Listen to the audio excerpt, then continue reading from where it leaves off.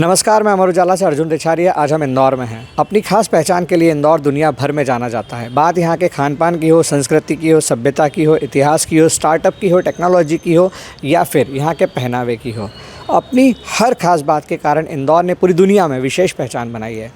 इस बार प्रयागराज महाकुंभ पूरी दुनिया में चर्चा का विषय बना हुआ है और प्रयागराज महाकुंभ में भी इंदौर चर्चा का विषय है। इंदौर के चर्चा होने का सबसे बड़ा कारण है मोनालिसा। जी हाँ, मोनालिसा, वह लड़की जो इंदौर से सिर्फ सामान बेचने के लिए प्रयागराज महाकुंभ में गई थी, लेकिन उसके पहनावे, उसकी संस्कृति, उसकी वेशभूषा, उसके बातचीत करने के तरीके और उसके इतिहास से जुड़ी कई बातों के कारण वो खासा चर्चित हो गई। जी हाँ, आज हम आपको बताते हैं मोनालिसा के बारे में, उस लड़की के बारे में जिसकी आँखों की दीवानी पूरी दुनिया हो रही है, जिसकी वीडियो, जिसके ऑडियो, जिसकी रील्स पूरी दुनिया में देखी जा रही हैं, जिस पर मिलियंस और बिलियंस में व्यूज़ आ रहे हैं। जी हाँ, मोनालिसा इंदौर के बंजारा समाज से जुड़ी हुई एक ऐसी लड़की है जो प्रयागराज महाकुंभ में सामान बेचने गई थी। सामान भी वह सामान जो यहाँ पे हज़ारों सालों से हाथ से बनाकर बेचा जाता है। कुछ मोतियों की माला, हाथ से सुले हुए कुछ फैंसी ड्रेस और इस तरह के छोटे मोटे अलग अलग तरह के आइटम। ये सभी आइटम कई सालों से इंदौर और इंदौर के आसपास के क्षेत्रों में बंजारा प्रजाति की महिलाएं हाथ से बनाकर बेचती हैं। मोनालिसा भी यही सब सामान लेकर प्रयागराज महाकुंभ में बेचने गई थी, लेकिन उसकी खूबसूरत आँखों के कारण वह दुनिया भर में चर्चा का विषय बन गई। उसके ऊपर बनाई हुई कुछ चुनिंदा रील्स दुनिया में लाखों करोड़ों व्यू बटोर चुकी हैं। मोनालिसा सिर्फ अकेली ऐसी लड़की नहीं है जो इस तरह की खूबसूरत भूरी आंखों के कारण लोकप्रिय हुई है। इसके पहले भी इंदौर, धार, झाबुआ, अलीराजपुर और खंडवा समेत तमाम जगहों पे बंजारा प्रजाति की इन महिलाओं की खूबसूरत आंखों की वजह से ये चर्चा में बनी रहती हैं। मोनालिसा की आज पूरी दुनिया में चर्चा हो रही है क्योंकि उसकी आँखों में एक खास गहराई और एक भूरापन है। यह वह कलर कॉम्बिनेशन होता है जो धार, झाबुआ, अलीराजपुर और ट्राइबल बेल्ट्स के अधिकतर बंजारा प्रजाति की महिलाओं और पुरुषों में भी देखा जाता है। वह न सिर्फ अपनी आँखों के कारण आज लोकप्रिय हो रही है, बल्कि उसकी स्किन का कलर जो एक तांबिया कलर कहलाता है, वो आदिवासी बेल्ट में सबसे ज़्यादा पाया जाता है।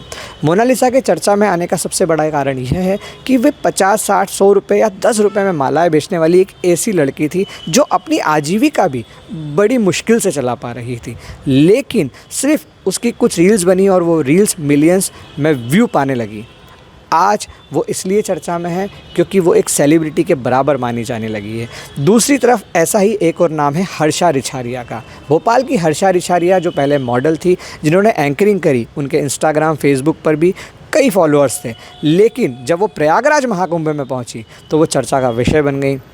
मध्य प्रदेश के इंदौर और भोपाल, दो शहर मोनालिसा और हर्षा रिछारिया के कारण आज चर्चा में हैं। हर्षा रिछारिया ने साध्वी बनने की बात कही थी, लेकिन अब बहुत सारे वीडियो उनके वो भी आ रहे हैं जिसमें वो इस बात का खंडन कर रही हैं कि वो साध्वी नहीं हैं। उन्होंने दीक्षा तो ज़रूर ली है, उन्होंने धर्म और आध्यात्म के पथ पर चलने की बात तो कही है, लेकिन वो साध्वी नहीं बनी है।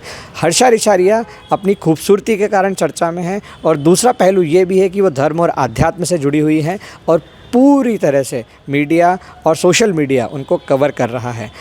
इंदौर की मोनालिसा और भोपाल की हर्षा रिछारिया इस बार प्रयागराज महाकुंभ में दो एक ऐसे चेहरे बनी हुई हैं जिन्होंने सबसे ज़्यादा सुर्खियां बटोरी हैं, जो ग्लैमर के साथ साथ धर्म, आध्यात्म के इस महापर्व में अपनी अलग अलग विशेषताओं के कारण जानी जा रही हैं। हम आपको यहाँ पर बताना चाहेंगे कि मोनालिसा सिर्फ एक ऐसी लड़की नहीं है जो इस तरह की खास आंखों के कारण अपनी पहचान बना रही है।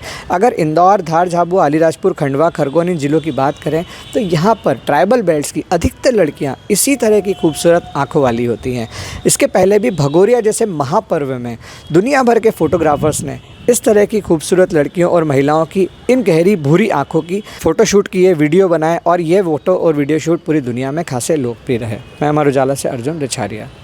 अमर उजाला जीवांजलि के सारथी की मदद लें और महाकुंभ में स्नान जरूर करें।